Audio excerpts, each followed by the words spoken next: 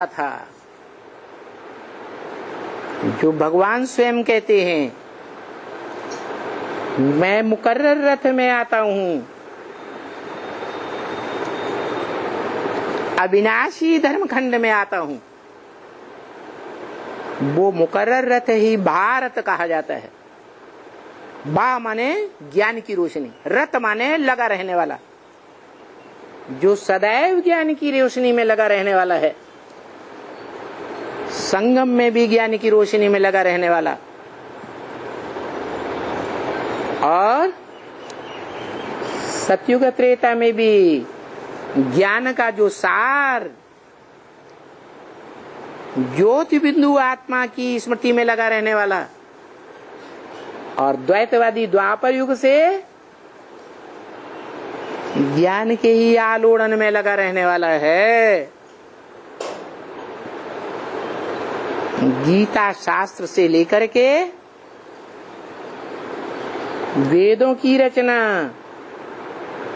और वेदों की जो व्याख्याएं हुई हैं, आरण्यक, शतपथ ब्राह्मण आदि,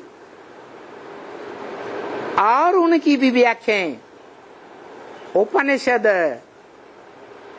और उन 18 उपनिषदों की भी व्याख्याएं, पुराण जैसे महाभारत पुराण, श्रीमद् भागवत पुराण, उनकी भी पहले व्याख्या करने वाला वो एक ही व्याख्याकार है, जो संगम युग में सुप्रीम टीचर के रूप में संसार में प्रत्यक्ष होता है। ये तो हुई ज्ञान की बात, वाचा की बात। लेकिन कर्मेंद्रियों के कर्म के द्वारा जो कर्म करता है, उन कर्मों में भी वो हीरो पार्टधारी है, क्योंकि द्वैतवादी द्वापर युग से देहधारी मनुष्य धर्म गुरुओं के आधार पर दुनिया चलती है, धर्म पिताओं के आधार पर, और वो धर्म पिताएं हिंसा का पाठ पढ़ा करके गए, काम विकार की हिंसा बढ़ा करके गए, या अहिंसक बना के गए हैं? काम विकार की हिंसा बढ़ाते चले गए।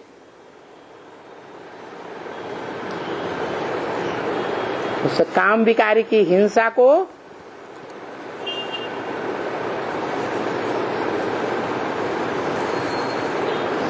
वो बड़ा बच्चा बाप का,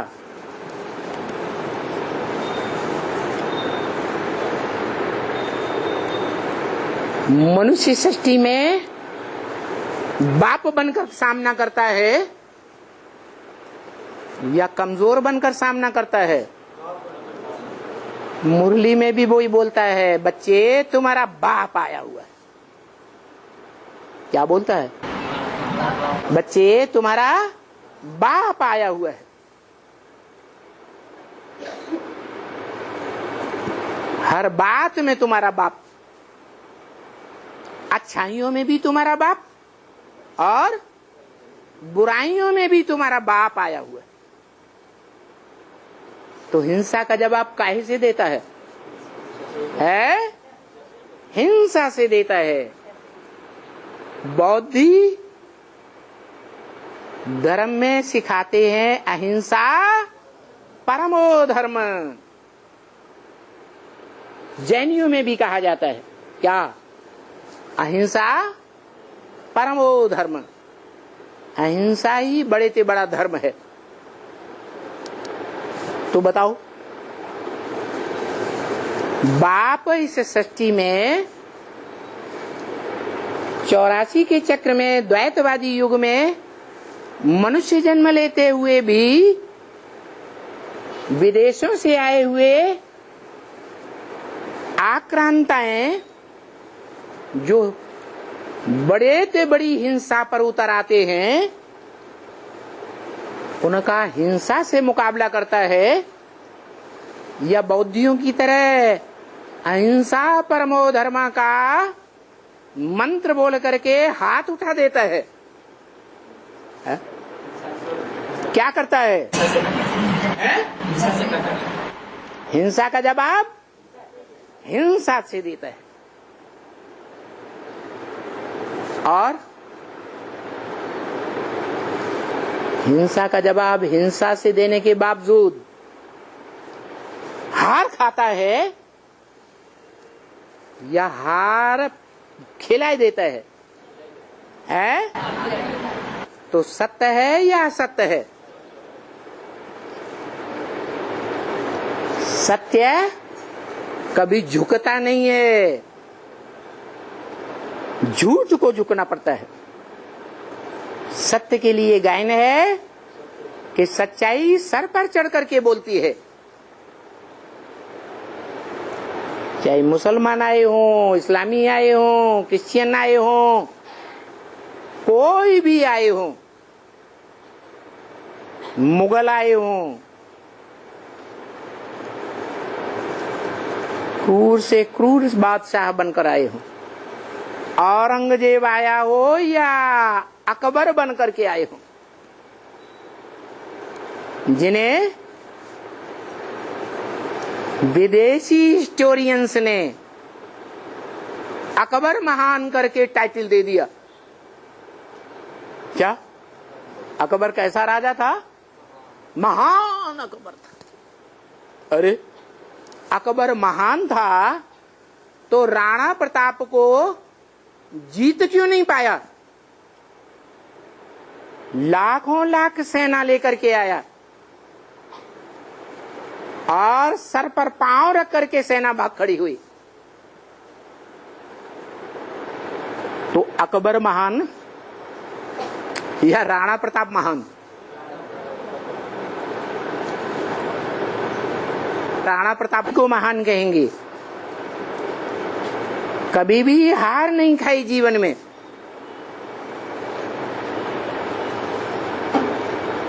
ये बाप का वरदान है। हिम्मते बच्चे, मदद है बाप।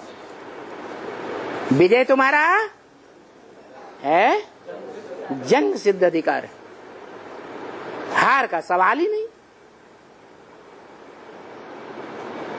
तो बताया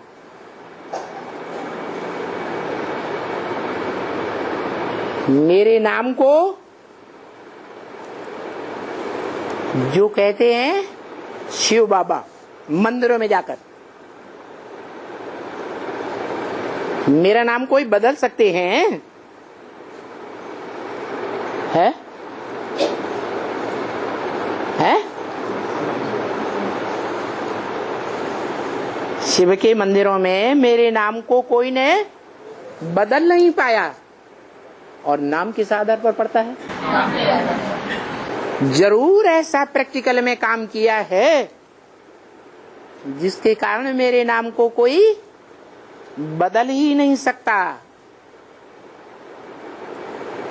शिव करता है या अकर्ता है? शिव क्या है? अकर्ता। जो अकर्ता है उसके शरीर का नाम पड़ेगा, है? क्योंकि शरीर ही नहीं तो करेगा कहां से? जिसको शरीर है वो करेगा, करके दिखाएगा। तो जो करके दिखाएगा कर्म के आधार पर शरीर का नाम पड़ता है, क्योंकि शरीर से ही कर्म किए जाते हैं। आत्मा ज्योति बिंदु फुदक फुदक के कोई कार्य नहीं करती। तो मेरा नाम कोई बदल सकते हैं? मंदिरों में जो 2500 साल से मेरे मंदिर बनते चले आए हैं, शिव के मंदिर, उनमें मेरा नाम कोई बदल सकते हैं? शिवलिंग को बदल करके शंकर लिंग कोई रख सकते हैं? है? है? नहीं ले सकते। क्यों? शंकर लिंग क्यों नहीं कहते? जब कहते हैं शिव शंकर एक ही है, शिव शंकर अलग अलग नहीं है, कहते हैं कि नहीं? कहते हैं। फिर मेरा नाम शिवलिंग से बदलकर शंकर लिंग क्यों नहीं कहते? है? क्योंकि शंकर पुरुषार्थी है, शंकर अधूरा है, संपन्नात्मा नहीं है, शिव समान नहीं है। इसलिए नाम नहीं बदल सकते, नाम बदल करके शंकर नहीं रख सकते, कोई देवता का नाम नहीं रख सकते। मेरा नाम कभी नहीं बदलेंगे। दूसरे सब देवताओं का नाम बदला हुआ है। क्या क्या कहा? सब का नाम बदला हुआ है, सभी आत्माओं का। जिन्होंने भी शरीर लिया है सूक्ष्म वतन में व स्थूल वतन में, क्या अकाले मौत तो मरते हैं तो सूक्ष्म शरीर लेते हैं या नहीं लेते हैं? तो वो सूक्ष्म शरीर धारी आत्माएं चाहे सूक्ष्म वतन में हो चाहे स्थूल वतन में हो, उन सब का नाम बदला हुआ है। मेरा नाम नहीं बदल सकते। क्या?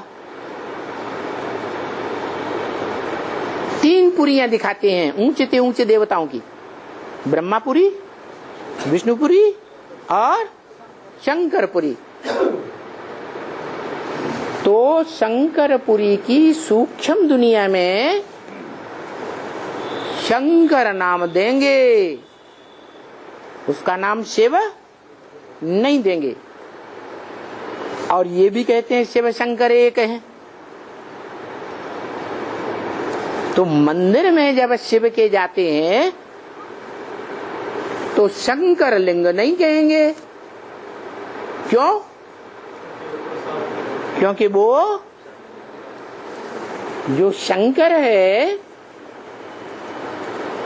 इंद्रियों वाला है, उसे इंद्रियों की स्मृति है। वो इंद्रियों की स्मृति धारण करने वाला मनुष्य रूप में है या नहीं है? दाढ़ी मूछ वाला भी दिखाते हैं या नहीं दिखाते हैं? माने विकारी रूप भी दिखाते हैं और क्लीनशिप देवता भी दिखाते हैं। परंतु वो दोनों रूपों में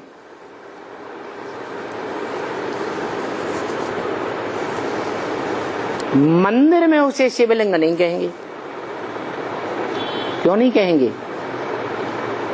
क्योंकि पुरुषार्थी रूप होने के कारण लिंग रूपी इंद्रिय पर उसने विजय है नहीं पाई है जब तक पुरुषार्थी है। जब पूरी विजय पाता है, जो गायन है इंद्रिय जीते जगत जीत, काम जीते जगत जीत, जब पूरी विजय पाता है और निरंतर विजय पाता है, क्या अंतर नहीं पड़ता विजय में, तब का गायन है शिव। तो सब का नाम शरीर पर पड़ा हुआ है, चाहे सूक्ष्म वतनवासी हो चाहे स्थूल वतनवासी हो, क्योंकि सभी हैं आत्माएं।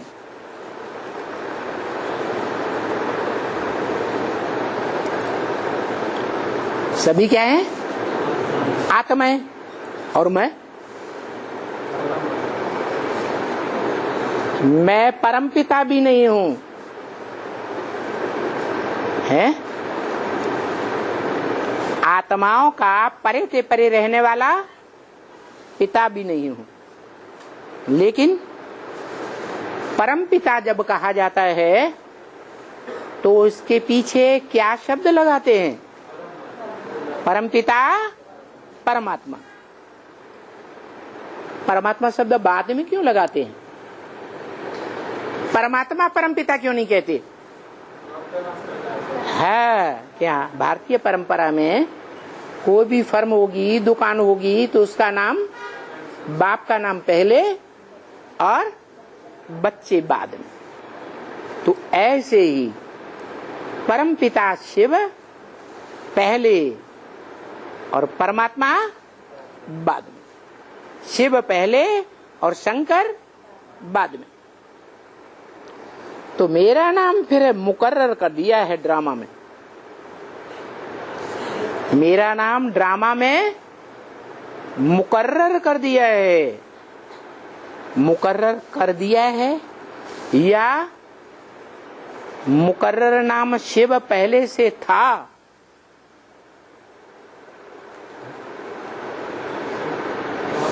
शिव नाम मेरा ड्रामा में 5000 वर्ष के ड्रामा में सतयुग, त्रेता, द्वापर, कलयुग, चारों युगों में मेरा नाम मुकर्रर कर दिया है शिव, या था ही है?